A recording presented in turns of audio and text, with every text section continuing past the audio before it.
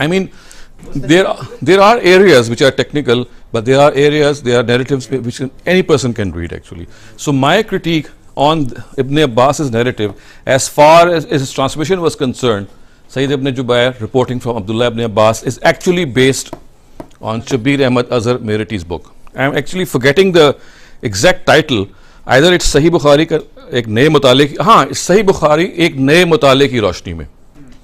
Sahih, it's in Urdu, unfortunately. So anyone who would be interested is advised that he must pick it up. But I owe my critique to a lot of what he has actually written in his book Sahih Bukhari ka ek naye mutale ki roshni mein. So as I said, now we have covered actually the collection part.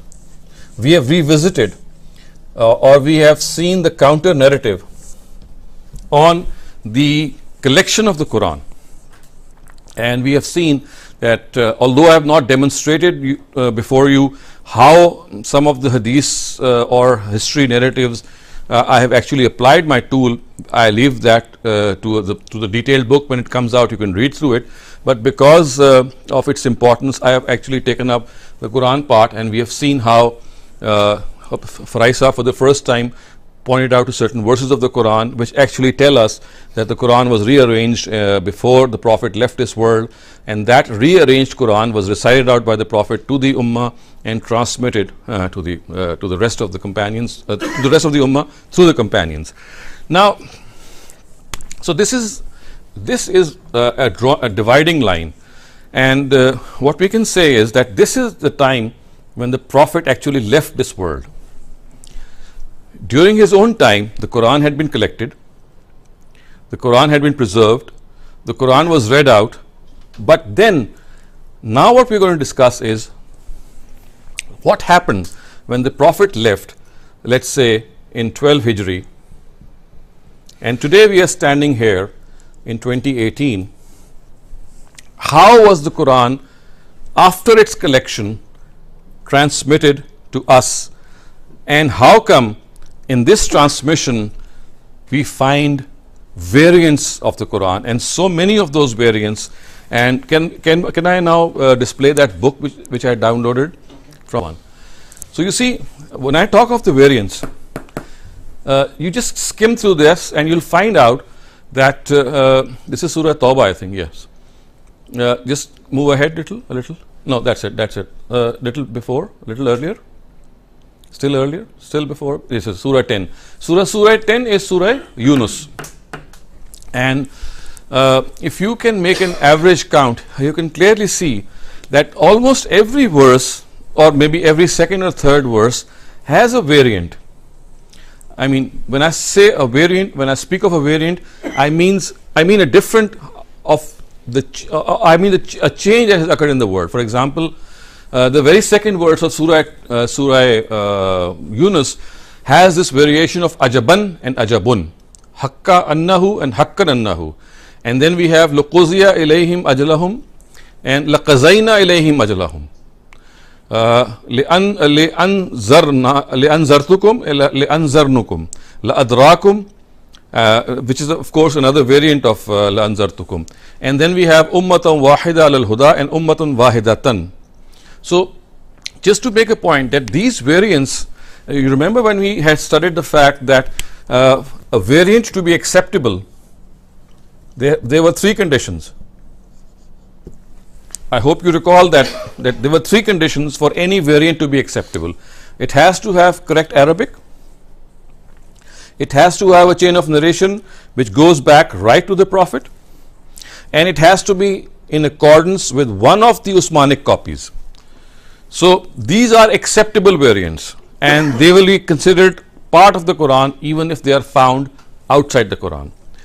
Here we have a list of not only the variants which are acceptable, because they have a correct sanad, they have one of them is they are in accordance with one of the Musaf of Usman, and also they have a correct sanad all the way to a Sahabi. But at the same time, you have variants which do not satisfy all the three conditions, and therefore they are called shaz. For example, you cannot have this in the Usmanic codex at the same time, because the skeletal texts laqazayna and laquzia are so different to each other that had they been written without any i'rab, it would have been clearly seen that they cannot be accommodated in the same text of the Quran. For example, it was laquzia. The word kozia can only be accommodated in the text of the Quran if something similar to the text of the Quran in its appearance would have been there.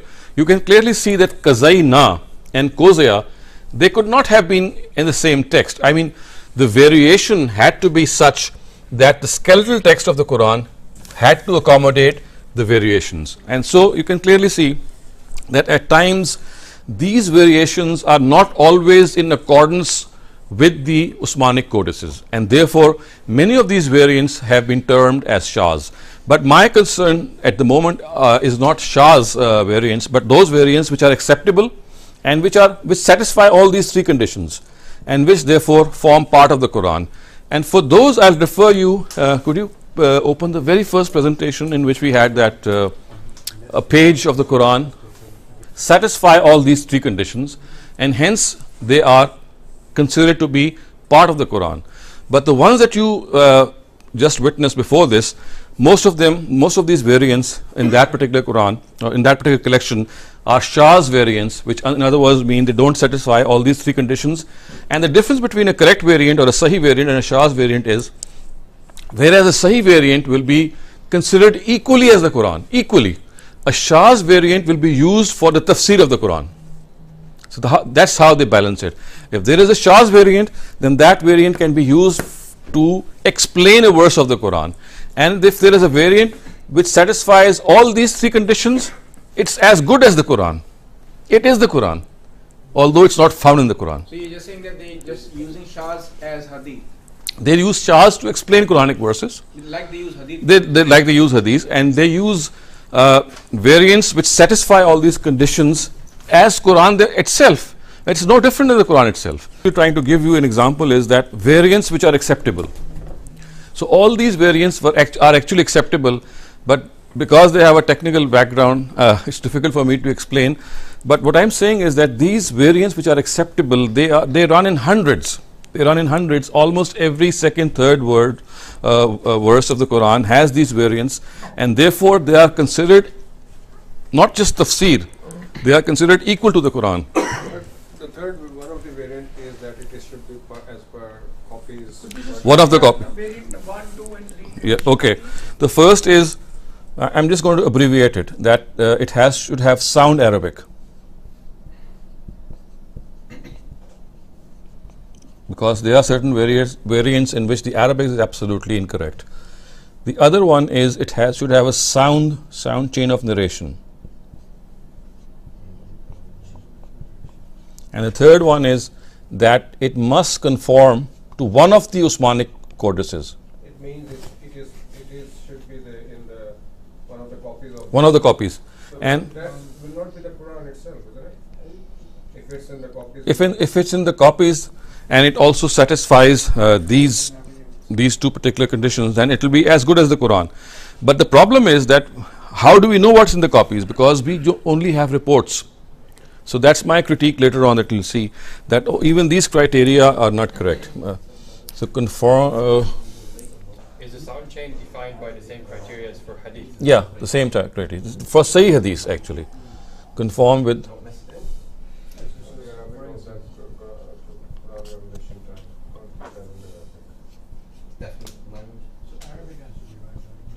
So these are the three criteria.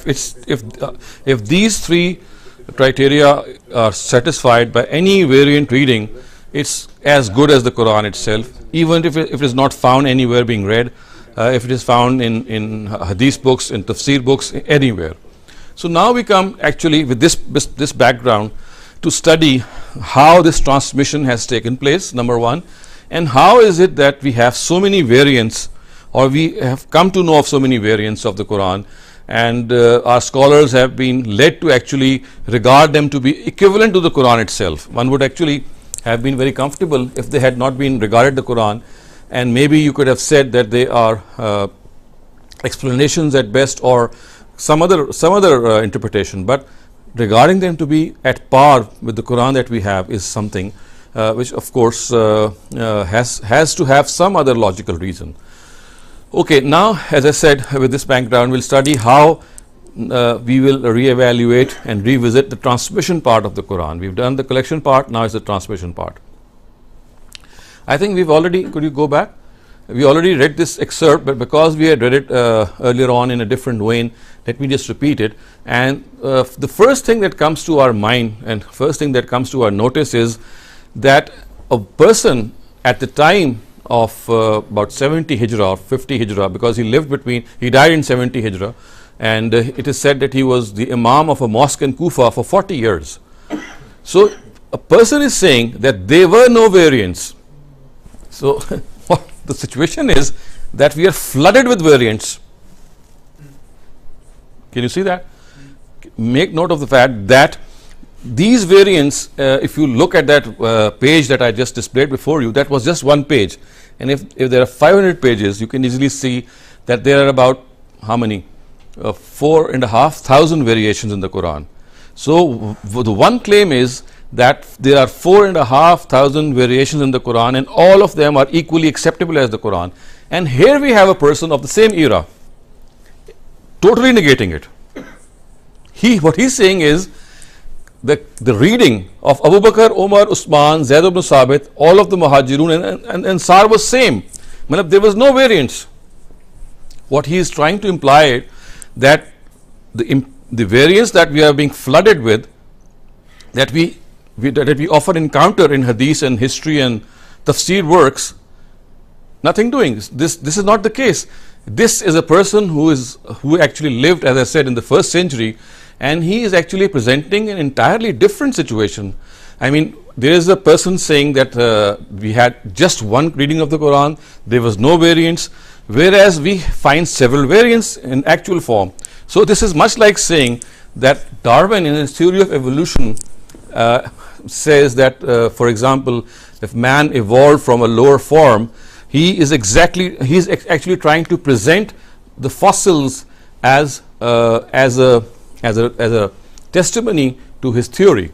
Here we have entirely a very similar situation. There are people who are saying that there is just one Quran. At least Abu Abdurrahman Sulami is saying there is just one Quran. There are no variants. So either the record of the fossils is incorrect, in other words, we have all these variant readings are incorrect, or they have some other interpretation, or this person is wrong. So why there was need for him to make this statement when the variance was done after that?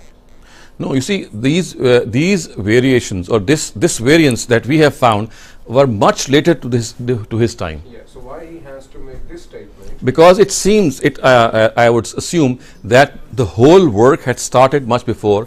It came to surface gradually. You see, things don't happen immediately. It's like coming to the surface imperceptibly. And the person there in the mosque of Kufa is actually trying to single out the fact that I'm hearing different versions. I'm starting to hear people read out variously, whereas this is how I have perceived. Let's move on, and you'll find out more compelling evidence as we go on. So these are the conclusions that I have made when we study this statement of Abu Abdurrahman As-Sulami. This excerpt actually furnishes some details, and these are 4 details. 1, the reading of all the Muhajirun and the Ansar was the same, contrary to this situation, which says that there were hundreds and hundreds of variants. Number 2, this reading was called Al-Qira'atul Amma, which, as I said, is a term that you must note, that instead of saying that we have the Qira'at of Hafs or the Qira'at of Warsh or the Qira'at of Nafi or the Qira'at of Abu Amr, the way I described them earlier on, our earliest scholars never used this terminology. They actually said Al-Qira'atul Amma, which means the Qira'at or the reading of the masses. Amma means masses. And then we have a third thing. The Al-Qira'atul Amma was the same as the one revised twice in the Al-Arza Al-Akhira. Could you switch to the previous slide? Here. So you see what Abu Abdurrahman As-Sulami is saying. He's saying that Kanu yakra'un al-Qira'atul Amma. They would read the Quran according to the Al-Qira'atul Amma. And what is the Qira'atul Amma? al-qiraat allati qara'aha Rasulullah sallallahu alaihi wasallam ala Jibril marratain fil aam allazi qubiza fihi. So he says qiraatul amma is the same reading which was read out twice by the Prophet to Gabriel in the year of his death. And then he makes a further point. وَكَانَ زَيْد قَدْ شَهِدَ الْأَرْضَ الْأَخِيرَ وَكَانَ يُقْرِئُ النَّاسَ بِهَا حَتَّى مَاتَ, which means that Zayd ibn Sabit was also present in this recital. In other words, he was a witness to this Al-Arza Al-Akhira, and it was this very reading that he taught the Quran to people till his own death. And we know that he died around 45 Hijrah.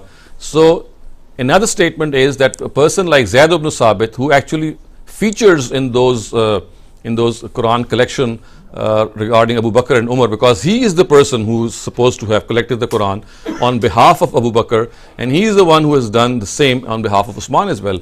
So we find him saying, we find Abu Abdurrahman Sulami saying that not only did I receive one Quran, but I can also vouch for the fact that Zayd ibn Sabit, who was a person present in the Al-Arza Akhira till his own death, he was actually teaching the Quran on that very reading. There was no other reading. So you see, the first thing, that the point that he's making is that I received the same reading, and the second point he's making is that a person must before me, because he died in 73 Hijrah, Abu Abdurrahman Sulami, and Zayd ibn Sabit died around 45 Hijrah. So he's saying that Zayd ibn Sabit was present in the Al-Arza Al-Akhira, he was a witness to that event, and till his own death he also taught people the same reading of the Quran, which was the reading called Al-Qira'atul Am. Okay, now what we're going to do is that remember we have done the collection part. Now we are doing the transmission part. How this transmission of the Quran needs to be analyzed in order to reach a conclusion. So one thing that we have just discussed is that Abu Abdurrahman al-Sulami and Zayd ibn Sabit, supposedly very earlier companions or tabi'un, are giving this testimony that the Quran was one, and there was no difference in the Quran amongst the Muhajirun and the Ansar, and even caliphs like Abu Bakr, Umar, Usman. They read the Quran in one way. There was no variation. And not only that, he later on says that Zayd ibn Sabit, who was also a companion of the Prophet, till the time he died, he also read out the Quran or taught people the Quran according to the Al-Qira'atul Amma. So the point that you need to make is that the reading which comes forth from the Prophet can be called Al-Qira'atul Amma,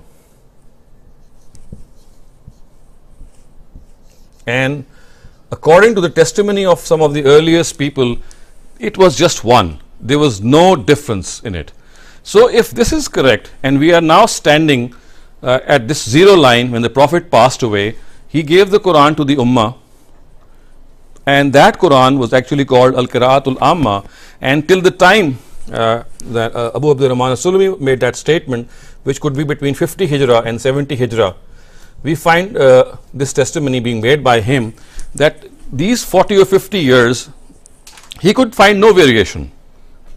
And of course this is a very, very contrasting claim with what we've just studied, because apparently either this is wrong or this data is wrong. Because if there is one Qira'atul Amma, then why are these so many variants which are considered equal to the Quran? And if these are correct, then this cannot be correct. Then there cannot be one Qira'atul Amma. So you see, one of them has to be correct, and this is why this problem becomes more complex as we move along. And I would just request you to just keep this information in mind. We'll come back to that information, that Al-Qira'atul Amma is the Qira'at, and if the data is correct, then this is wrong, and if this is correct, then the data must have some other explanation, because we cannot deny the data. It's like the fossils are there. Either you come up with a new interpretation of Darwin's theory, you cannot say that there were no fossils. So the fossils are there, the variant readings are there, so either you reinterpret those readings because you cannot deny their existence, or you accept that there is the Qira'atul Amma was not one. So either one has to be true. At the moment, our scholars, what they say is quite an absurd thing.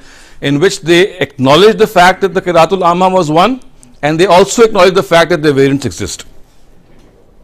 So both of them cannot be true at the same time. But how do they reconcile it? What is They the- don't. They say that this is also correct and that is also correct. And if you question them, they say that there is something wrong with your own intellect, because Al-Qira'atul Amma is something which deals with the general Qira'at. And this does not preclude the fact that there were other variations as well, which are not mentioned here. So I have yet to get a convincing explanation of how they reconcile that, but let's leave that for the moment and now go on to the actual mechanism. I'm just going to skip one aspect, maybe later on I can deal with it again, and that is the aspect how these people think that the Quran was transmitted. Maybe we can deal it a little later, because as I would suggest that first we see how Farai Saab or maybe scholars after him have been very effective in this transmission. So if you remember that regarding the collection of the Quran,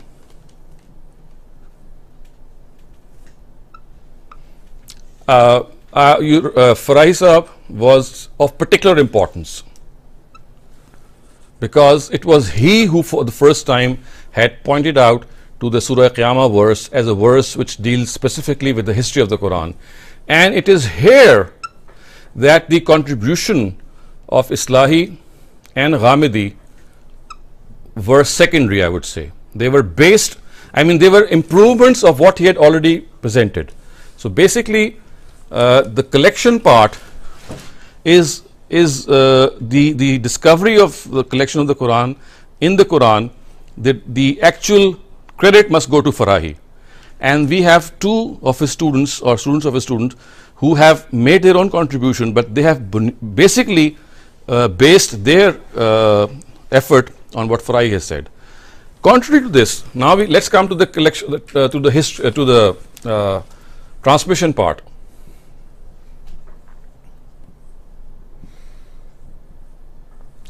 And here I can safely say that this is one of the greatest contributions that I have come across of my own teacher Ghamidi. So as you can see, my job has basically been tabulating the results and applying the principles of my predecessors and my teachers. I don't think that I've made any original contribution except gathering their viewpoints and applying their principles. So if the first credit goes to Farahi regarding revisiting the collection of Quran and how he actually presented it, I have to make this point that the way the transmission of the Quran has been presented by our teacher Ghamidi Sahab is such a breath of fresh air that when I went through it and when we've discussed this particular issue with him so many times, I think in the last maybe 10 or 15 years, my discussion with my teacher regarding this part has been a major portion of our discussions, and the things that I have absorbed from him and the things that I have gained from him, I simply have no words to perhaps express them, but I'll leave that to another time. But for the moment, I'm just going to let you know that how he has actually explained that the Quran has been transmitted to us the way we find it now. And as I said, this has been basically his effort or his presentation that I'm going to present before you, and at the same time there are some peripheral discussions which I have added my own self. So primarily what I'm now going to present, as I did earlier it was Farahi all the way, and now it's going to be Ghamidi all the way till we end this discussion on transmission of the Quran. Okay, so just to explain what he has done, please keep this in mind that we are talking about Al-Qira'atul Amma. Al-Qira'atul Amma was the Qira'at on which the Prophet left this Ummah. According to Abu Abdul Rahman as-Sulami and Zayd ibn Sabit, it was one. There was no variation. Just 2 points after 5 hours of labor. Very important point. 2 points after 5 hours. 15 years of research. Yep. Now is the time that you need to understand the contribution of our teacher Ghamidi Sahab regarding the transmission of the Quran. Again, of course, he himself has based his understanding on how his predecessors, he is himself a scholar, but of course he has relied on the whole Islamic tradition regarding the transmission of the Quran. And I can tell you, with my own study of the last 15 or 20 years, that the way Ghamidi Sahib has presented the issue of the transmission of the Quran is quite unique. And how it is unique, I'm going to just explain it to you and tell you also how he differs with the rest of the Ummah in this particular presentation, while at the same time accepting that transmission as well, that explanation as well. Okay, so as you can see from the slide, let's take a break of 5 minutes. Well, you should get the break now. And You want should another not ask copy? you questions. Maybe. We start off from where we left in our previous session, or if you would recall, I had said that we have covered the collection part of the Quran. Now we are discussing the transmission part of the Quran, and the collection part has made its own contribution, because one thing which is absolutely evident from the Quranic verses is that the Quran was finalized in the time of the Prophet, and it was given a new arrangement, and we were bound to follow that arrangement. Not only that arrangement, but also a specific recital of that arrangement. The previous arrangement had to be abandoned, and then we saw that Abu Abdurrahman as-Sulami, Zayd ibn Sabit, and we have testimonies of other people as well, which I have not discussed here, who have said that the Quran that they received in their own times was without any variation. It had no variation, and the Quran read out by the Ansar, the Muhajirun, and all the major leaders was the same. So now the question arises is that before we discuss that the fact that how that Quran was the same, and how do we reconcile those variants with the Quran, let me first positively present before you how the Farai school views the transmission of the Quran. And in this particular regard, when I speak of the Farai school, I specifically, as I said, single out our teacher Ghamidi Sahib, who has actually explained this mechanism of transmission in his book Mizan in just about 2 sentences. And those 2 sentences actually encompass a whole world of meaning, and that's what I've taken upon myself to explain. So according to him, the Quran actually tells us, or I would say established history tells us, that the Quran has been transmitted to us in 2 ways. Consensus, which is called ijma, and then we have perpetual concurrence. I'm going to explain each of these terms. Don't worry by their pronunciation, don't worry about what they say, but let me just write it down first, that consensus and perpetual concurrence.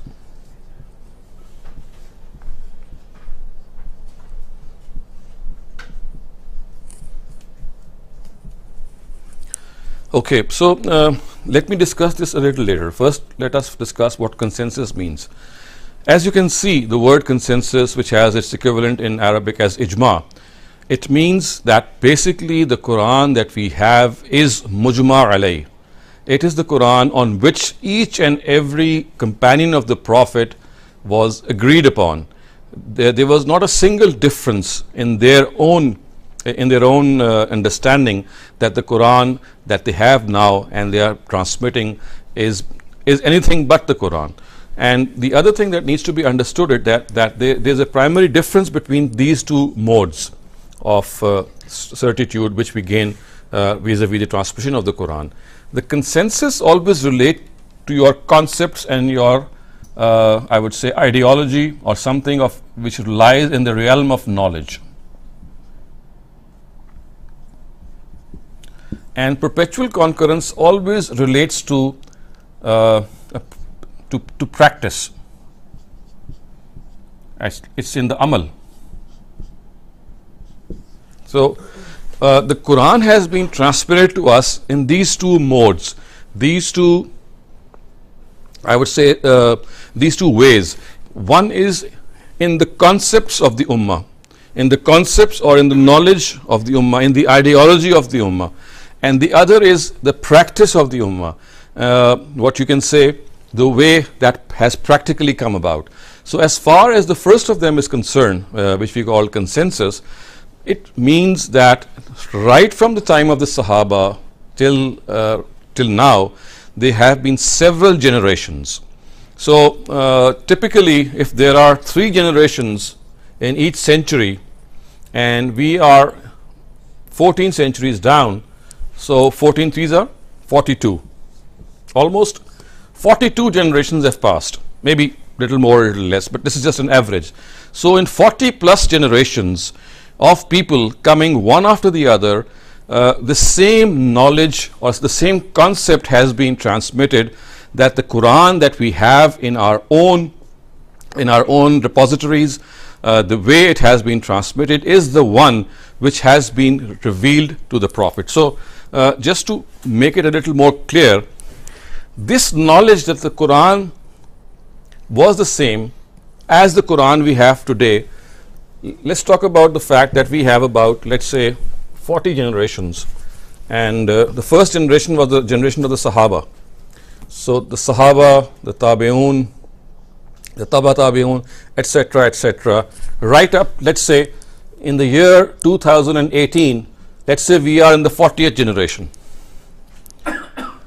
So consensus says that in the times of the companions and in the time of the Tabi'un, in the time of the Taba Tabi'un, and the next and the next and the next, right up to the 40th or the 41st or 47th, whatever generation that we are, this was transferred, this concept was transferred, that the Quran that is now available with us in all these generations is the same Quran in our own concepts that actually was revealed at this 0 point, and this 0 point is the time when the Prophet was there. So when he was there, this was the size of the Ummah perhaps, and it increased like this and like this and like this. So in each rung of that generation, that knowledge transfer, remember we are not talking about practice as yet, that's yet to come. We are as yet talking about the concepts of people, the ideology of people, the way we would think that our thinking is actually transmitted. So let me give you a better example, and that would be perhaps 3rd century AD. Okay, let's Constantine the Great.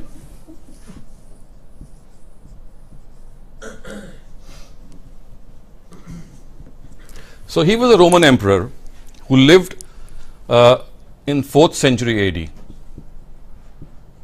And just as a side knowledge that you might want to know, that it was in the time of Constantine the Great that the state religion changed from paganism to Christianity. And it was in his times that Christianity received a huge impetus. It became the state religion, and from here onwards it spread like anything, it spread like fire. And it's on his name that we know that the city of Constantinople, which Istanbul? So the city of Constantinople is actually named after Constantine the Great. Constantine the Great lived in the 4th century. Now we have no means of knowing whether he was a historical personality or not. The fact that he was a historical personality is actually perhaps substantiated through the same mechanism what we call as consensus. That people who saw him, people who knew him, and the people then who knew him had this knowledge that a person called Constantine the Great existed. He did these reforms as that the state religion of the Roman Empire became Christianity, and this news of the fact that this happened in the 4th century AD transferred from generation to generation to generation as an agreed upon concept. So the point that I am trying to make is that consensus or transfer of knowledge through consensus is not just confined to the Quran maybe or to any historical concept, but to a lot of things. In fact, we can say that history has been transmitted in this way. So just as history has been transmitted in a way in which some historical happening maybe is transmitted in a way that there is no difference of opinion about the existence of that person, in a very similar way, the Quran in these 40 or 45 generations has, starting from the very first generation, been transmitted in a way in which each generation in its own concept had absolutely no doubt about the fact that the document that they have or they are seeing amongst with Muslims, the Messiah that they are seeing with Muslims is actually the Quran itself, which was revealed till the time of the Prophet. I know there are a lot of questions which arise on this, but let me first complete this discussion, and then you can actually have a go at the concept of consensus or ijma. Let me now discuss the second vehicle, and that is perpetual concurrence or tawatur. And for this, I'll have to explain to you the mechanism of transmission of khabar wahid and what tawatur is, and actually what exactly is meant by akhbar ahad. If you could turn the slide. So remember, for the moment, just please think that we have discussed the first thing, consensus. And I know I have discussed it in a very fragmentary way because I'm going to touch upon it later on, but I've just given you the concept that a consensus means that ideologically, in our own knowledge bank, the information of the existence of something is transmitted in a way that it becomes a news which is not negated by anyone. So if you ask me how do we determine a consensus, we say there is no significant person, there is no person of any significance who denies that particular news. So it's not that when we find consensus or ijma, we have to look for people who are actually agreed upon. On the contrary, we look at people who don't agree upon it. And in consensus situations, you don't find any difference of opinion. So in other words, to determine a consensus, whether something has a consensus or not, the way to go about it is to see if are there people differing with it in various points of time, in various generations, right up to the period that we are. If there is any significant difference by a people or by a group of people, then of course we can claim or say that the consensus has been broken and it cannot be established. But as far as the Quran is concerned, as far as many other historical facts like Constantine the Great and other historical personalities are concerned, this consensus of existence has always been there and no one has as yet challenged it. One thing. Okay, so as I said, now we are going to pass on to the next mode of transmission, which is of course the transmission in which facts are transmitted not through a knowledge base but practically. Remember, I had said that consensus always exists in your knowledge bank, but tawatur always exists in practice. One is practice, one is knowledge bank. Okay, in order to understand how this tawatur phenomena takes place, I have just drawn a hypothetical anatomy of transmission of a particular narrative, and this is one of the narratives which we have already discussed earlier on. So we have Aisha, who is of course the wife of the Prophet and hence a companion. We have Urwa, who is actually her nephew. Urwa is the nephew of Aisha. Then we have Az-Zuhri, we have Yunus ibn Yazid, we have Abdullah ibn Wahab, we have Yunus ibn Abdul A'la. So there is a single strand of transmission from each of the preceding narrator all the way up to the last narrator. And in this case, if you could please turn the slide. If you can see this, you can clearly see that there is a pattern that emerges, and that pattern, if I can just point this out, red marker use kar sakte hain? Kharab to nahi karega? Okay.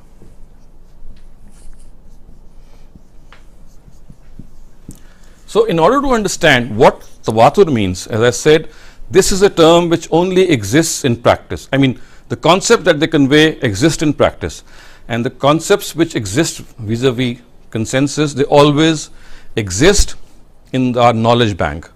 They do not relate to practice. They basically relate to our ideology. So in order to understand tawatur, please bear in mind the fact that facts in history are transmitted through practice in two ways. One is called, if you take out this chart, it's called person to person transmission. This means that a couple of people transmit some information from here, then to here, and then to here, and right up to the end. So there are few people transmitting an information to another few people and then to another few people. This is what we call person to person transmission. This is also called Khabar Wahid, it's also called Akhbarul Ahad. All these terms are used. Akhbarul Ahad is just a plural of Khabar Wahid. So, regarding this person to person transmission, in which it's not just one person transmitting to one person, but the fact that few people transmit to few people, what the problem here is are summarized in this illustration before you.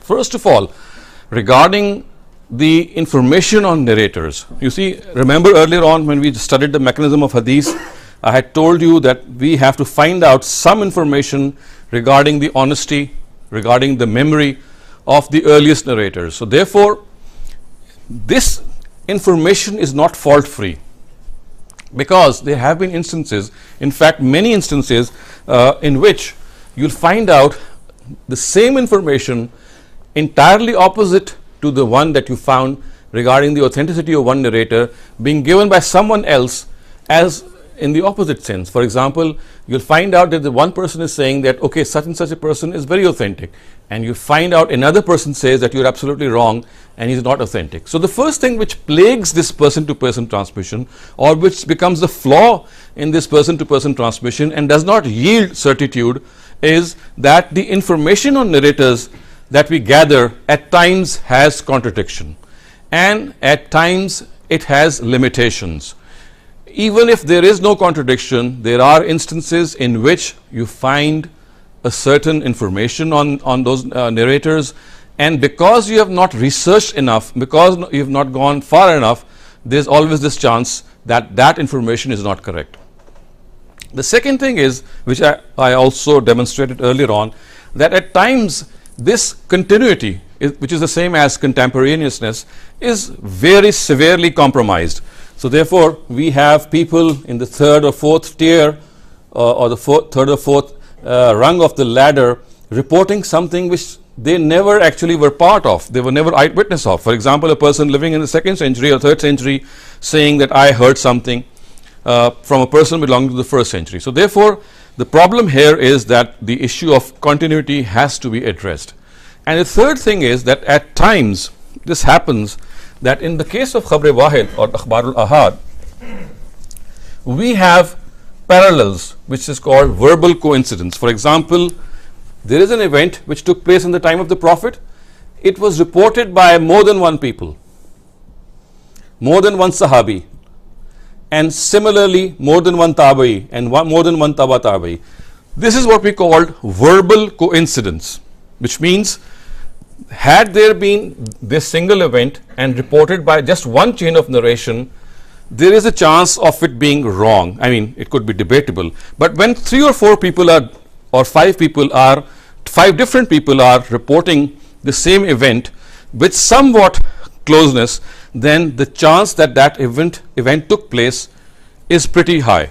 It's pretty high. So that is why we say that in case of the Khabar Wahid, if there is verbal coincidence, if they are mutabi'at, as the term goes in Arabic regarding this verbal coincidence, it means that that incident happened. There is a very high percentage that it did happen, because there are other corroborative paths which lead to the same incident. Now, this is as far as the general introduction is concerned regarding person to person transmission.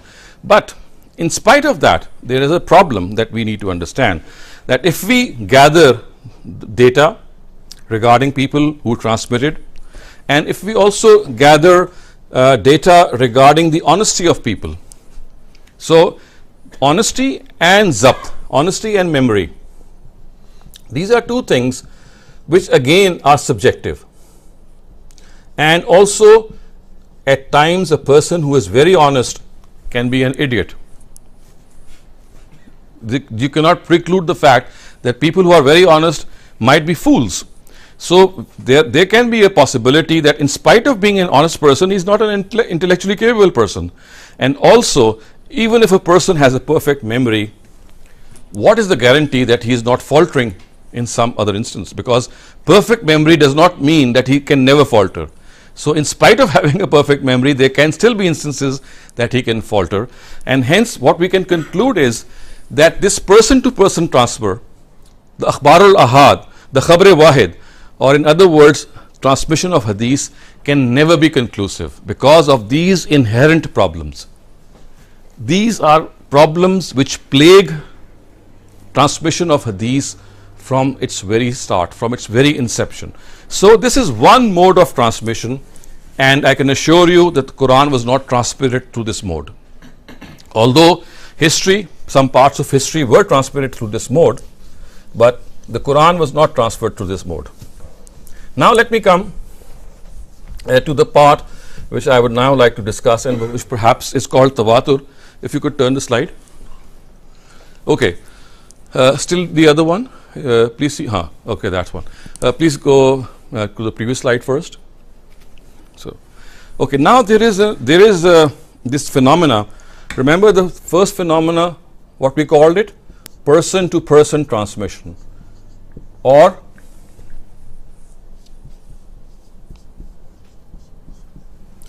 so this is called khabar wahid. This is called akhbar ahad. This is also called hadith. This is one way of transmission of facts, and let me tell you, most of history that we know today has been transmitted, whether it is hadith or history, in this way, that a couple of people have transferred to next couple of people, and so on and so forth, and therefore the manner in which this transmission has taken place tells us that it cannot be fault free. Right in comparison, exactly parallel to this, there is another mode of transmission which I will call generation to generation transmission, in which we actually would mean that instead of couple of people transmitting a couple of to the next couple of people, there is a whole generation of people transmitting through their verbal practice or through their oral practice. Could you turn the page? It's somewhat like this. It's like a wire gauze enmeshed. You find if you have that, if you see a window, and there are windows which have wire gauzes just behind it, and so that the air can come through, you can just see how that particular wire is enmeshed in the next generation. There are small clips. They are so small, I mean, they are infinitesimal, and they connect to the next part, and then they connect to the next part. In other words, when, let me say, hundreds and hundreds of people in this generation transmit the same information through their practice, this practice could be oral, this practice could be by their actual practice, then we obtain certitude of transfer. It's not like a few people, 2 or 3 people transmitting to 2 or 3 people, and thereby rendering this thing which is transferred as dubitable and as debatable. On the other hand, we have so many people in the first generation, maybe hundreds of them, transmitting the same information equally to those hundreds. And you know what? As population increases, this becomes like a pyramid. So it's like this, that facts or things that need to get transferred, they start off like this. In the very first phase, the condition of tawatur is met, that such a large number of people transmit a certain information, so that there is no element of any fabrication in it. This continues to increase with each step because the population increases. So in effect, we have that pyramid transfer effect, in which hundreds convert into thousands, thousands convert into 10,000, and so on and so forth. So it's like this. You can just keep on going through it, and you can just imagine if there had been 42 or 43 generations, and the very first generation was of such a hefty nature that each of them actually satisfied tawatur. Tawatur means such a large number of people transmit this information in the very first chain and onto the next chain, that there cannot be any intention or any possibility that they have colluded on something false. Collusion on falsehood is something which is called tawatur. There is absolutely no possibility if thousands and thousands of people report the same event with the same precision in each step, in each rung of the ladder, and that ladder actually increases like a pyramid all the way, and the base keeps on going broad and broad and broad. So this is a very, I would say, a very rough depiction. It's not a very correct depiction. It's like an oversimplification, but it tells you that, for example, if this was the Prophet here, and he had so many generations following it, Actually, it had been more precise had I drawn a pyramid like this for illustration purposes. But my purpose here is that this is the tip of the pyramid. So if you can just increase that pyramid like laterally, it will grow like this. So these are basically generations of people transmitting facts, transmitting things through their own perpetual adherence, which we call perpetual concurrence, and this goes on and on and on. And if we are here in 2018 and we are in the 42nd generation, we can clearly see that what we have received is an ever increasing ladder of that pyramid, in which the very first rung was such that such a large number of people existed that there would have been no possibility of any error. Now let me apply this situation to the times of the Prophet. We know that 100,000 people or so were left behind by the Prophet, and this we know because there have been estimates that when he left this world, in the khutbah Hajjatul Wida, or the time when he did the last Hajj, some people say that there were about 120,000 companions, people who did Hajj with him. There are other estimates below that, and the lowest estimate that we have is 60,000. So whatever this number, the Prophet left behind such a vast number of people in the very first generation that the status of tawatur, which is essential in the very first rung, was achieved at the very outset. I have to explain it a little more. At times this happens that this tawatur begins later on. For example, you see, there are times in which reports start off with a single individual A, go to B, go to C, and from C you find a huge proliferation, a huge amount of people transmitting it, because maybe he had more students, maybe the time was is such that it was much more conducive. So at times khabar wahid becomes mutawatir at a certain instance. But if a khabar wahid becomes mutawatir in a later generation, in a later rung of ladder, it still is classified as a khabar wahid. So that is the case of Jesus being son of the God. Well, that can be argued in favor of that, and there are certain other arguments against that as well. But the point that we need to understand here is that at times things proliferate, they increase, multiply a number of times, but this does not mean that they become mutawatir, because whenever the tawatur has to be present in every rung of the ladder, it has to be present in every step of transmission. So what the Prophet actually achieved, just to give you an example, which I actually deleted earlier on, the example of Jesus. So Jesus actually left behind 12 disciples, and slowly till the time of Constantine the Great, they grew in a very, very slow process. And once this process reached a certain time in the 4th century AD, it branched out like this. So you can see Jesus standing here with a couple of companions, growing and growing and growing like this. But as soon as the time of Constantine the Great arrived in the 4th century, because the state adopted Christianity, left paganism, Christianity was given a huge boost. But in spite of this boost, it was still lingering along in the first 4, maybe a couple of centuries. This never happened with the Prophet. In the times of the Prophet, the very first rung consisted of at least 60,000 people. They were not 12 people. The very first rung of the times of the Prophet consisted of such a large number of people that was enough to initiate a tawatur. And this kept on increasing like this. And the other thing which actually was very, very beneficial in the time of the Prophet was that an empire was set up immediately before he left, after he left.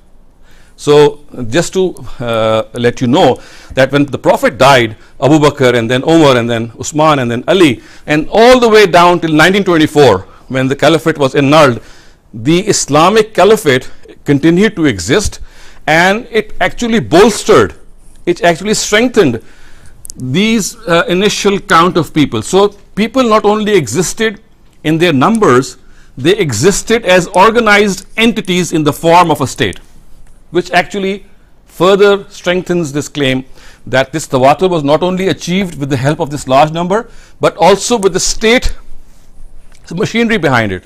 And that is why we find reports that Abu Bakr, Umar, Usman, Ali and the rest, they made tremendous efforts in actually disseminating the Quran. And this dissemination of the Quran was possible because of the existence of a state there. Hopefully this is going to be the last session in which we are going to wind up this detailed discussion.